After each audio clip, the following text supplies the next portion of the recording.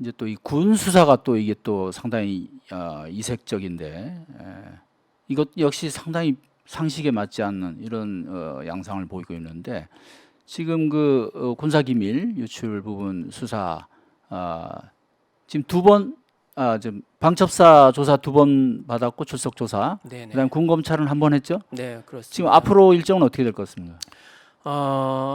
일단 공식 통보를 받은 바는 없지만 저희는 더 이상 군 검찰의 수사는 없지 않을까 라고 보고 있습니다. 군 수사 당국의 이제 판단만이 남은 상태가 아닐까라고 생각을 하지만 이 역시 이제 확신할 수는 없죠. 사실 저희는 서울경찰청의 천공 관련 수사도 이미 매듭지어진 것으로 판단하고 있었는데 지금 느닷없이 추가 출석 요구를 해서 이번 주 목요일에 제주 동부경찰서에서 7월 13일 목요일에 수사를 받기로 이제 됐습니다.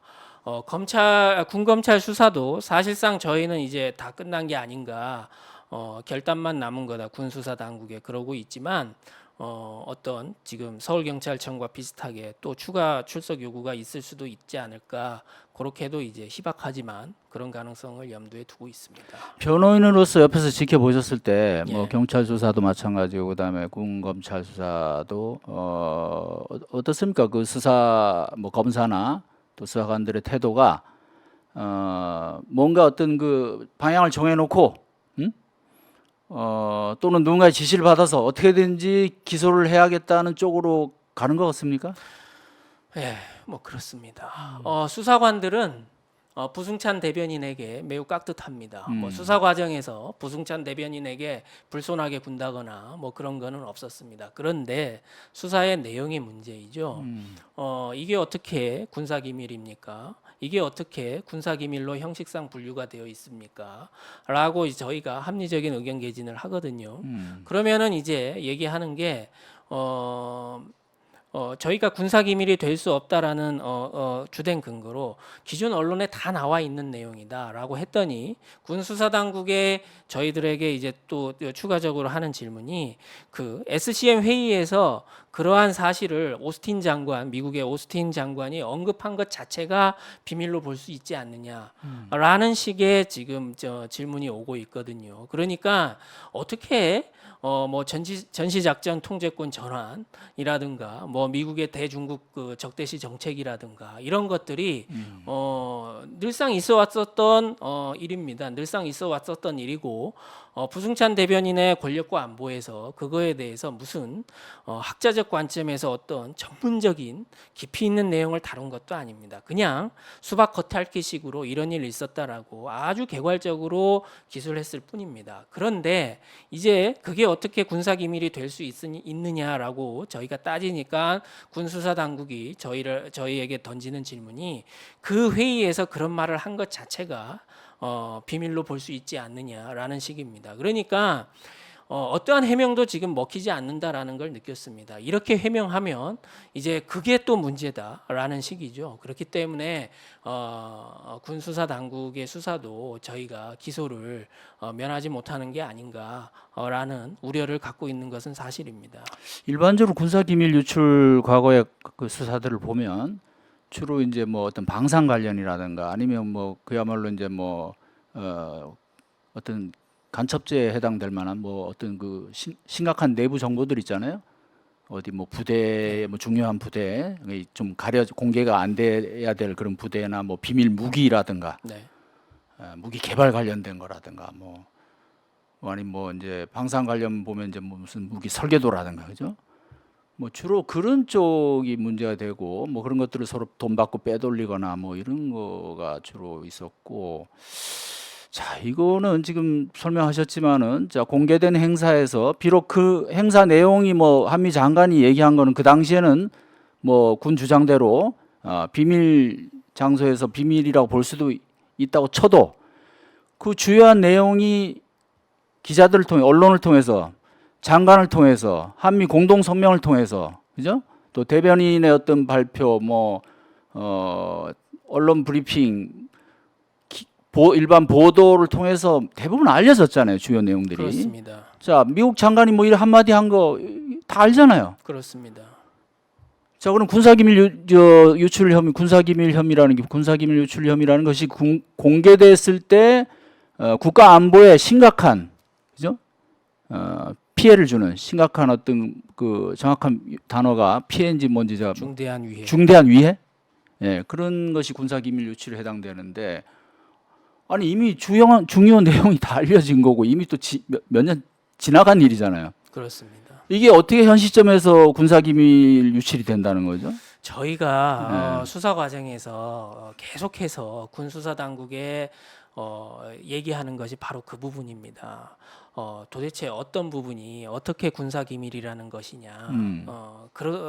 좋다. 그렇게 군사 기밀을 누설했다고 하는데 그럼 누설해서 부승찬이 받은 이익이 무엇이냐? 이것을 계속 따집니다.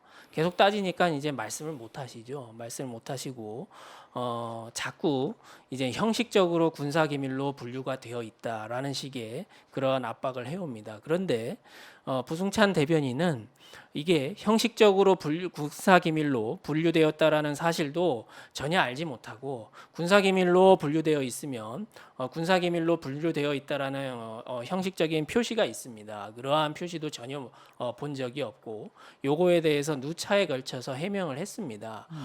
그러니까 결국에 이거는 합리적인 방식이 아닙니다. 합리적인 방식이 아니고 결국에 이것은 천공 언급에 따른 보복입니다. 보복이고 어떤 군수사 당국의 윤석열 정권에 대한 일종의 과잉 충성입니다. 합리적인 이성을 가지면 도저히 할 수 없는 수사를 지금 하고 있는 것입니다. 그리고 제가 여기서 한마디 더 덧붙이고 싶은 것은요. 군수사 당국이 부승찬에 대해서 몰라도 너무 모른다 라는 말씀을 드리고 싶습니다. 이 군사기밀이 되려면 모든 기밀은 두 가지 면에서 이제 문제가 됩니다. 하나는 이게 실질적으로 비밀이냐, 예를 들어서 아무도 모르는 거냐, 그리고 이게 알려질 경우에 어떤 피해가 중대하느냐, 이게 실질적으로 비밀로 볼 수 있느냐라는 내용이고요. 그 다음에 형식적으로 이걸 비밀로 볼 수 있느냐라는 거거든요. 예를 들어서 비밀 관리 주체가 이것을 비밀로 지정을 했느냐라는 것이죠. 지금 부승찬에 대한 군사기밀 누설에 대한 수사는 두 가지 방향에서 진행이 되고 있습니다. 이게 부승찬이 책에서 언급한 내용이 정말로 실질적으로 비밀로 볼 수 있느냐 라는 거죠. 이게 아무도 모르는 거냐? 그 다음에 이게 사람들에게 알려질 경우에 대한민국의 안보에 중대한 위험을 가할 수 있느냐? 이 부분이 하나고요. 그 다음에 이게 군사기밀로 분류가 되어 있었느냐? 형식적으로 비밀로 지정되어 있었느냐? 이 두 부분이거든요. 그런데 실질적인 비밀로 볼 수 있는지에 대해서부터 말씀을 드리겠습니다. 이미 언론에 다 보도가 된 것입니다. 부승찬이 책에다가 언급한 분량은 불과 두세 쪽에 불과합니다. 그런데 언론에는 수십 건, 수백 건의 기사가 있습니다. 부승찬이 책에 언급한 내용보다 더욱 자세한 것을 다루고 있습니다.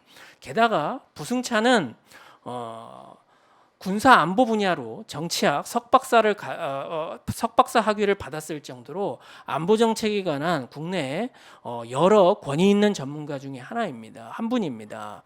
도저히 군수사 기관이 그 몇 시간 군사 안보 정책에 관해서 공부한다고 해서 부승찬을 앞설 수가 없습니다. 게다가 형식적으로 이걸 군사 기밀로 분류했는지에 대해서 따지고 있는데요. 부승찬 대변인은 대변인으로 재직하기 전에 공군에서 몸을 담았었습니다. 공군에서 정확히 14년을 공군에 몸을 담았는데요.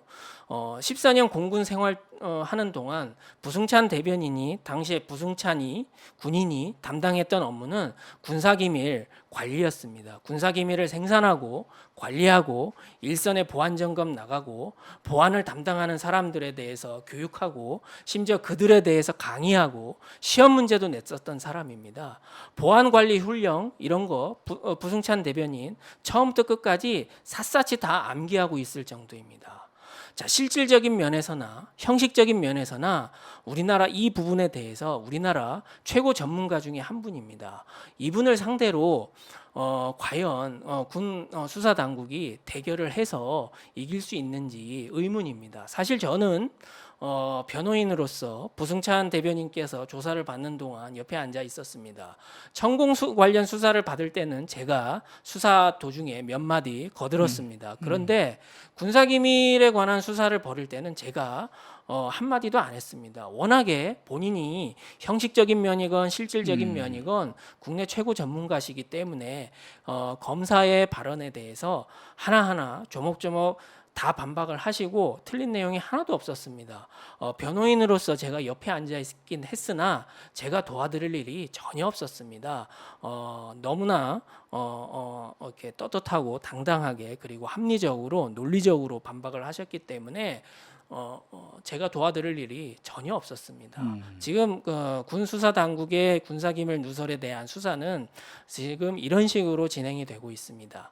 뭐 두 번 다시 말씀드리지만 이거는 이성을 잃은 윤석열 정권에 대한 군 수사 당국의 과잉 충성, 그 이상도 그 이하도 아무것도 아닙니다. 제발 군 수사 당국에서 이성을 가진 참모가 있었으면 좋겠습니다. 자신의 직을 내걸고 요즘 윤석열 정권의 장관들이 툭하면 직을 내걸던데 직을 내걸 사람들은 거기 있어서는 안 되고요.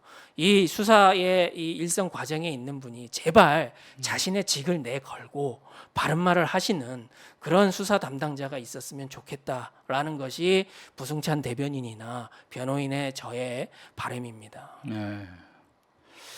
그 아까 언급하신 그 이제 대통령실 이전 그 과정에서도 사실 그때도 국방부를 비롯해서 군 주변에서 그야말로 직을 걸고 이것은 옳지 않습니다라고 진언하는 그런 목소리가 전혀 없었잖아요. 전혀 없지요. 예. 예, 그때도 납작 엎드렸어요 군이. 그래서 참 기이한 일이다라고 생각하고 그때도 그런 부분에 대해서 저희가 개탄을 하고 했었는데 지금도 마찬가지네요. 이번 수사를 놓고도 한마디로 군의 어떤 과잉 충성. 자, 이 시대가 말이죠. 이게 무슨 전두환 시대도 아니고. 근데 참 대단해요. 이렇게 저 수사기관들을 이렇게 장악을 하는 거 보면 또 수사기관들이 또 이렇게 비합리적으로 비이성적으로 뭔가 정권에 충성을 하는 듯한 충성 경쟁을 벌이는 듯한 또 지금 말씀하신 대로 대통령 주변의 인사들도 뭔가 바른 소리를 옳은 소리를 전혀 못 하고 있는 이게 참 뭔가 지금 역사가 우리 어떤 민주화의 역사 그 도도한 민주화의 역사가 잠깐 이 물줄기가 좀 뒤로 후퇴되는 듯한 그런 느낌을 받죠. 네, 그렇습니다. 예.